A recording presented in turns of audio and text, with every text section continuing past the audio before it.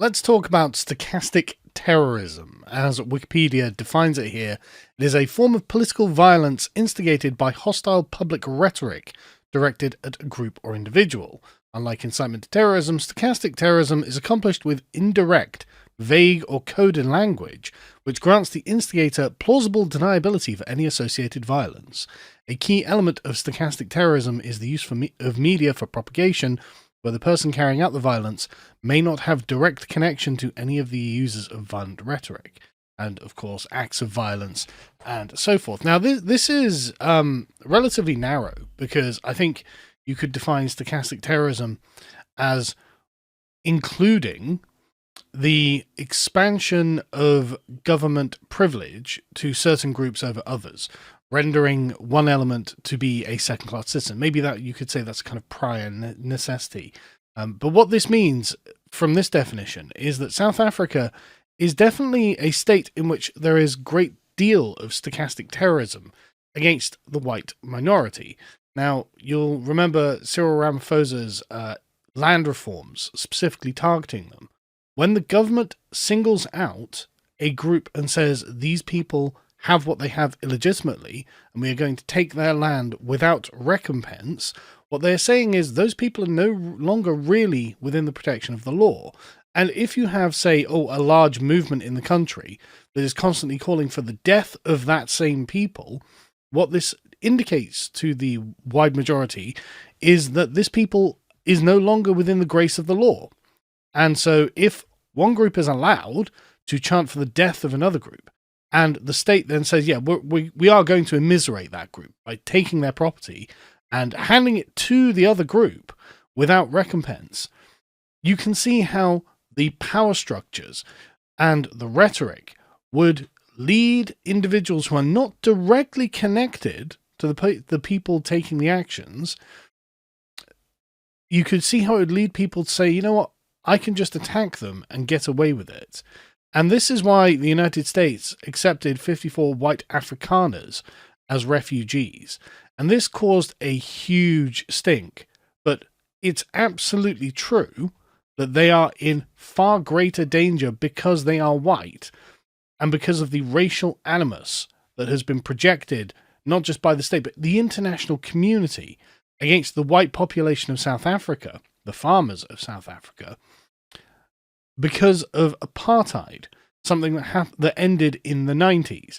So you can see that 30 plus years later, this has just built and built and built. So you have a country that has affirmative action for the majority, on which the majority are on welfare and the minority have to pay taxes to support that, in which the infrastructure is all failing, and there is a democratically elected government that is extremely racially coded and has an obvious racial bias against the white minority, in which it allows a very aggressive element of that majority to just chant for the deaths of these people all the time.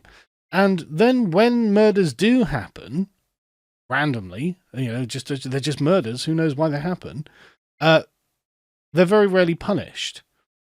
And so you have, because not just because the state has a bias against these people, but because the state itself is weak. And so you have a generally hostile atmosphere in which it becomes understood that these people are really not protected by the same laws that protect others, if those laws even do. And so when Trump brings Cyril Ramaphosa to the White House and then just plays him the video of Julius Malema chanting, "Kill the Boer, kill the farmer," and then presents him with the horrific farm murders. Because again, like the thing about the farm murders, and you should definitely go and watch Lauren Southern's documentary on this, is that this is not just about taking things, right? It's not a burglary gone wrong, where the guy shoots the guy and then loots his house and then runs. These are revenge murders. These are racial revenge murders that are done in the most horrific ways, like the most just inhuman forms of torture. I read about these a few years ago, and I was just like, Jesus Christ. I wouldn't even want you to go through them, but you can go and look up just details of South African farm murders, and they're just horrible. They're just genuinely horrific. And so when you've got someone like Julius Malema with his million-strong party chanting, kill the Boer, kill the farmer, and shoot to kill, and things like this, it becomes rather indefensible. I mean, what is the argument against? Well, the argument is, oh no, they just want to have a nuanced discussion about land reform. Bollocks, do they? What Malema says, straightforwardly, is that they want to kill the white minority of South Africa. That's quite clear. And so, when Trump says, look, this is a genocide, well, yeah, it looks like... I mean, I'm not going to say that Ramaphosa is engaged in a genocide. No, he is just engaged in a stochastic terrorist state that basically reveals itself in the actions that it takes. Like, for example, like Malema, like Trump asked this, why isn't he in jail? Right? Going on stage and calling for people to be killed is not appropriate in any democratic state, right? And I shouldn't have to say that, but it's straightforwardly unacceptable. Malema should be in jail. Right, a very long jail sentence for calling for this, and then when he's released, we're like, look, go and call for it, and we'll send you back to jail, because that's what a state that understood the white population of South Africa to have the protections of the law would do. It would be right to lock him up, but he doesn't. And Malema has a party 1 million strong and like 30 seats or 39 seats in the assembly or whatever it is, and so he's just allowed to carry on calling for the deaths of the white South Africans. And so people inspired by this, though not directly connected to him, decide, yeah, no, I can just go and... I've nursed a racial grievance against the whites for long enough that a bunch of us can get together and go and murder and rape and torture some of them on a farm, and probably nothing will happen to us because nothing's happening to this guy.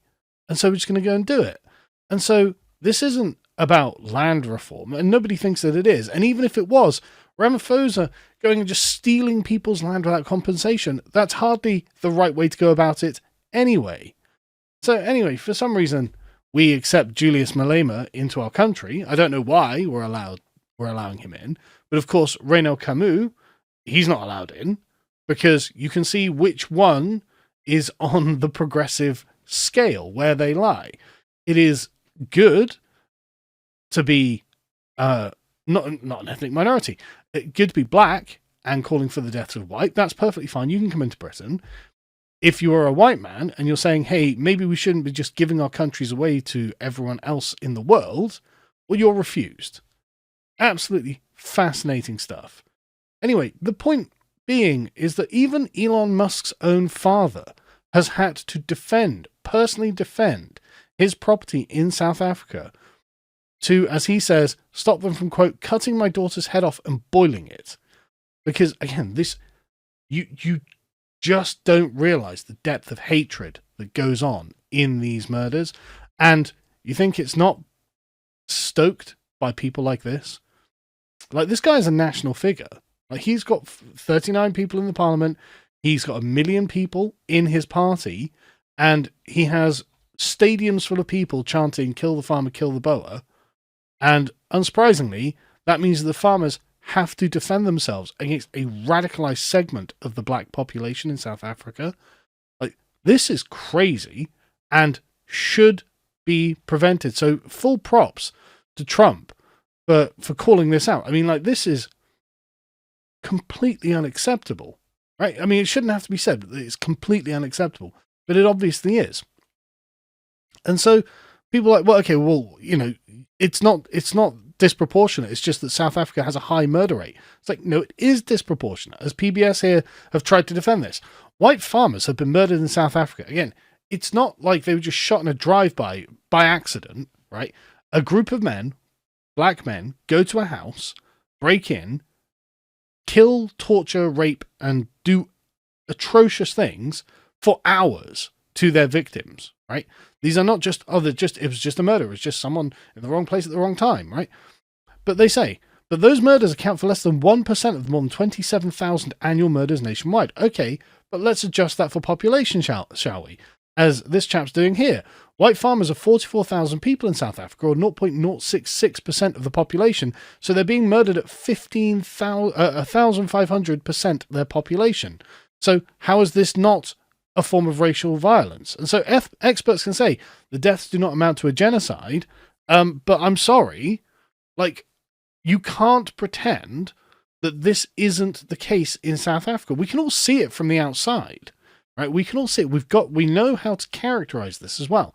Like I said, what this is stochastic terrorism that is designed to simply immiserate the white population. And if one of the large parties, one of the major parties in South Africa has got anything to do with it, it will turn into a genocide, won't it? And so you can't say that this isn't genocidal rhetoric. It's crazy. And like, I find it very interesting as well, the population growth of the black population in South Africa. Because remember, the Bantus are not native to South Africa, they're native to Central Africa. And so a lot of them have just migrated there. And you can see that the population growth, this is not a natural population growth. Right? This is because of mass immigration to South Africa from other areas of Africa. And ironically, like, the EFF are even against this now. Like in 2022, Malema was like, yeah, hang on a second. Why are there so many people from Zimbabwe here or from wherever here? You know, we need to get these people out too. Okay, you know, fair enough. You know, the Pan-Africanism gets dropped. But the point is, this is entirely racial, right? This is entirely a way of trying to essentially drive the white people out of South Africa. And it's working. I mean, if you look at the emigration statistics, it's millions have left, and this only goes up to 2015, and because of the terror, this is a form of terrorism, and it's designed to ethnically cleanse the white population of South Africa. Now, you can ask yourself, well, what will that do to South Africa? And the answer is probably nothing good, right? It's probably not going to materially improve as a country if that's done. So why is this being allowed? Well, great question. Why is this being allowed? Why is he not in jail for his rhetoric? He is inciting violence. He is inciting murder. We know that this is the case. Why is Ramaphosa not doing something about this? And the answer has to be, he's worried about his electoral prospects. He's worried that this is I guess you could say this is to his right, even though really it's to his left. But anyway, from a sort of African nationalist perspective, Malema operates far to his right, and I would imagine that he's afraid of losing voters to him. And so his precarious position becomes one of, well, I have to basically permit this guy calling for the murder of white farmers, because otherwise I lose my position as the president of South Africa. Okay, great. That's brilliant, isn't it? And I'm sure nothing bad will happen to the country as a result of this. Absolutely mad. It's absolutely mad. Good on Trump for calling this out.